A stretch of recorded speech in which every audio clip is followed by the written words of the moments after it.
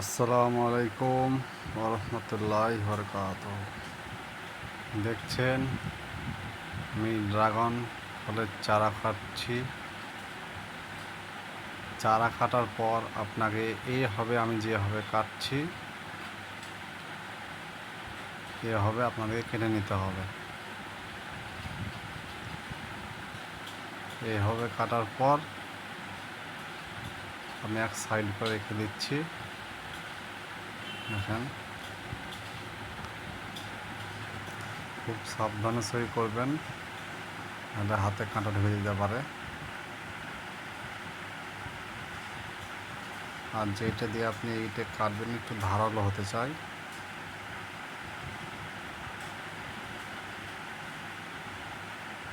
দেখেন আমি কতটা করে কাটছি, ঠিক এইভাবে একটু একটু কাটবেন আপনারাও।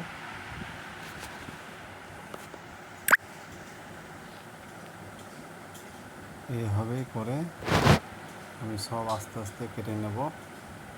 দেখছেন কীভাবে কেটে নিয়েছি। দেখেন,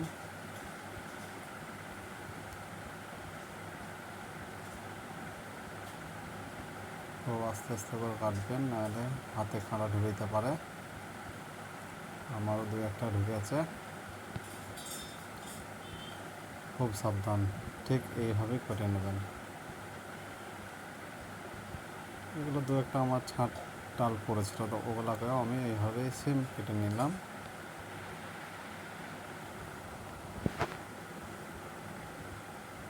দেখতে পাচ্ছেন। আর যারা আমার চ্যানেলে নতুন আছেন তেনারা অবশ্যই চ্যানেলটিকে সাবস্ক্রাইব করবেন এবং বেল আইকনটা প্রেস করবেন। এরকম নতুন নতুন ভিডিও পেতে আমার চ্যানেলটা অবশ্যই সাবস্ক্রাইব করবেন।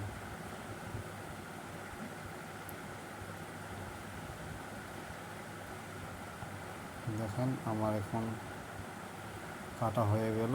আমার কাছে বর্তমানে ফাঙ্গিসাইড ছিল না, তার জন্য আমার কাছে অ্যালোভেরা গাছ ছিল।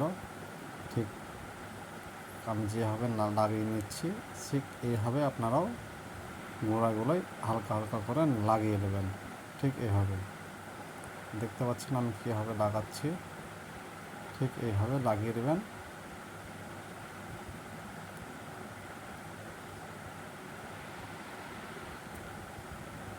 দেখেন আমি কীভাবে লাগাচ্ছি, আস্তে আস্তে করে লাগিয়ে দেবেন।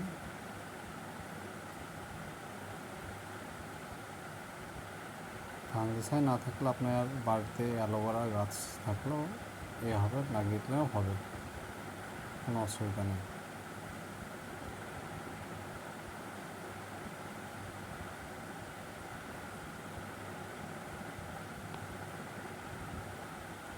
দেখতে পাচ্ছেন খুব সাবধানে সই করছি আস্তে আস্তে। আপনারাও চাইলে এইভাবেই করতে পারেন।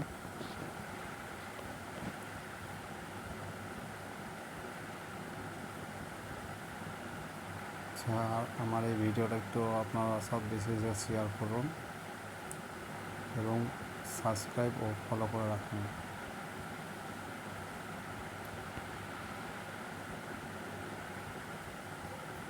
আজকে প্রচণ্ড গরমের মধ্যেও আমি গাছপালা যে কেটে চারা বানাচ্ছি। সবগুলোকে এইভাবে আস্তে আস্তে লাগিয়ে দেবেন অ্যালোভেরা।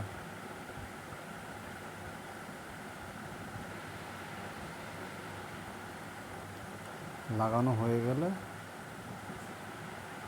আপনারা তখন চারাগুলো আস্তে আস্তে যখন মাটিতে হালকা করে পুঁতে দিতে পারেন। অলরেডি আমার মাটি করাই আছে, আমি এগুলা লাগিয়ে দেবো। এবং নেক্সট মাটির পাটটা দেখতে চাইলে অবশ্যই আপনি ফলো করে পাশে থাকুন।